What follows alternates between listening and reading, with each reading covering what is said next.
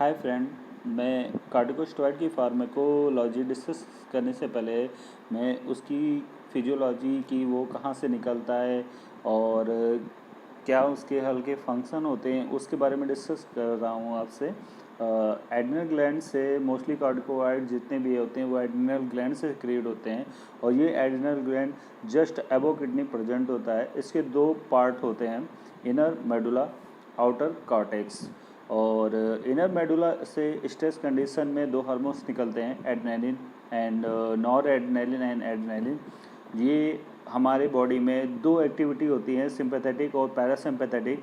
तो ये sympathetic activity को बढ़ा देता है जिसमें हमारी हार्ट रेट ईटीसी बढ़ती है, तो ये फ्लाइट एंड फाइट की तरह वर्क करता है। और आपने देखा होगा मोस्टली क्या होता है कि शॉक की कई स्टेजेस होती हैं, 4 स्टेजेस होती हैं। किसी किसी बुक में 5 स्टेजेस भी मेंशन होता है। तो उसमें एक कार्डियोजेनिक शॉक होता है। उस कार्डियोजेनिक शॉक्स में क्या होता है कि हमारी हार्ट रेट की गिर जाती है। तो मोस्टली ड्रग ऑफ चॉइस उसमें जो लिया जाता है वो एड्रेनालिन या नॉर एड्रेनालिन का यूज़ किया जाता है ताकि हार्ट रेट इंक्रीज कर जाए।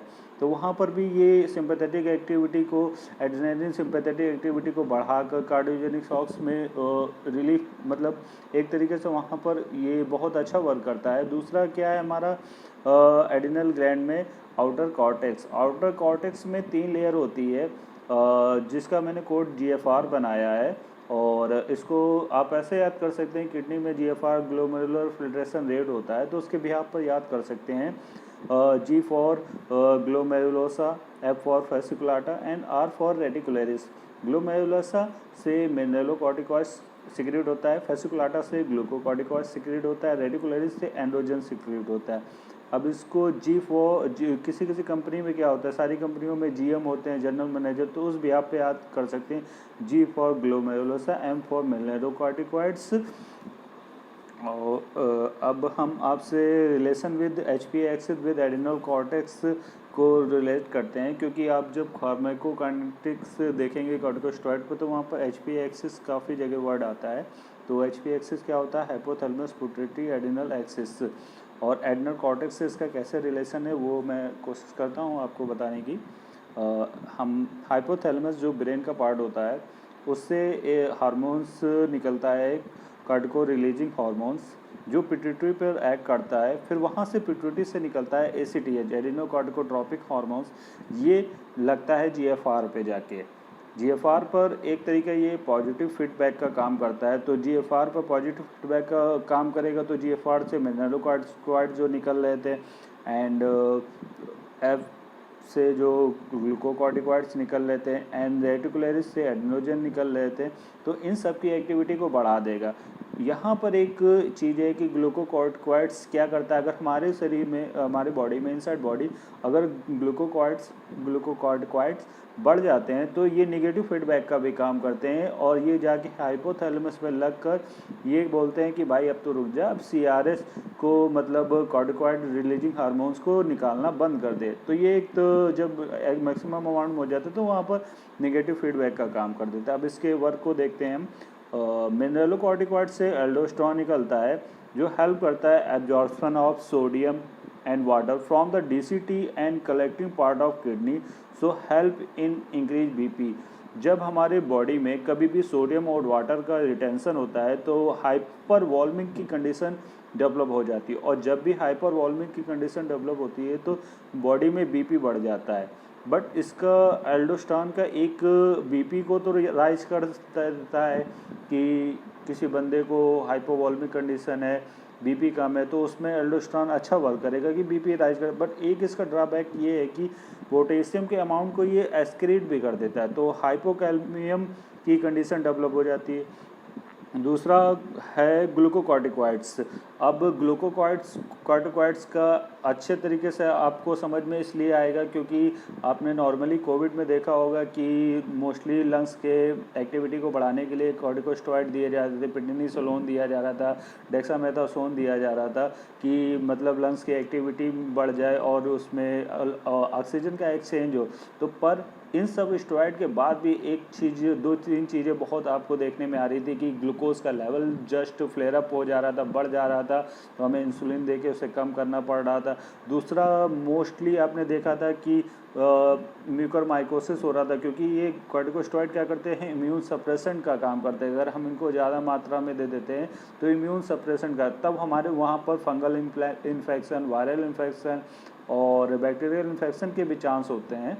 तो अब वहाँ पर इंसुलिन क्यों कॉर्टिकोस्टेरॉइड से ग्लूकोज बढ़ रहा था, उसका ये रीज़न है कि ये हाइपरग्लाइसीमिया कॉज करता है। क्यों कॉज करता है, उसका रीज़न ये है कि हमारे शरीर में जो ग्लूकोज होता है उसको मेंटेन करने का काम करता है इंसुलिन। अब ये क्या करता है कि इंसुलिन को ही रेजिस्टेंस कर देता है। अब जब ये इंसुलिन को ही रेजिस्टेंस कर दिया है तो ये ग्लूकोज के को मतलब डाइजेशन होने में हेल्प नहीं कर पाता है, जिससे ग्लूकोज की ब्लड में मात्रा बढ़ जाती है। दूसरा ये है कि ये ग्लाइकोजेनेसिस मतलब ग्लूकोज के फार्मेशन को भी बढ़ा देता है, फैट को डिपोजिशन को बढ़ा देता है, बीपी को इंक्रीज कर देता है, ये तो बता ही चुके हैं।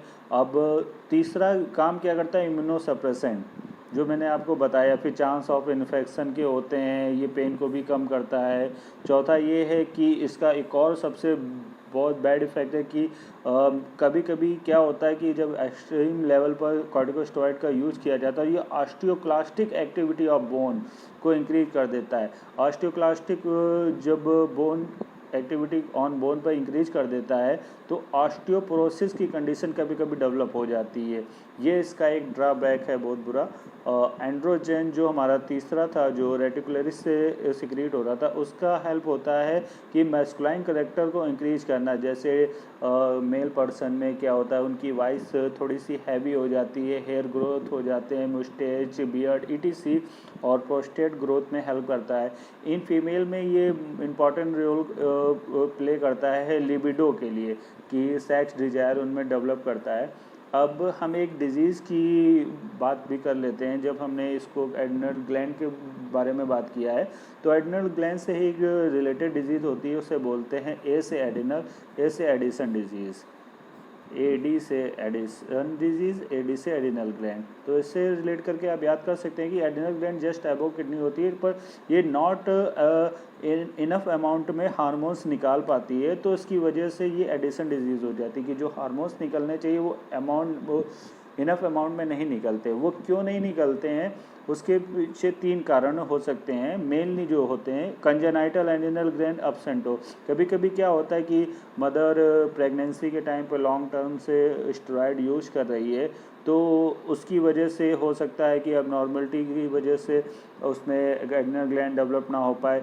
HPA एक्सिस जो मैंने बताया था, hypothalamus pituitary adrenal axis suppression कर जाता है, क्योंकि जैसे मान लीजिए हमने लॉन्ग टर्म से स्टेरॉइड ले रहे हैं, तो क्या करते हैं कि जब बाहर से स्टेरॉइड मिल रहा है हमारी बॉडी को, तो हमारा जो एक हार्मोनल सिस्टम है, तो वो जो बॉडी का हार्मोनल सिस्टम वो अपने आप जो हार्मोन्स निकल रहे हैं उसे सप्रेस कर देता है।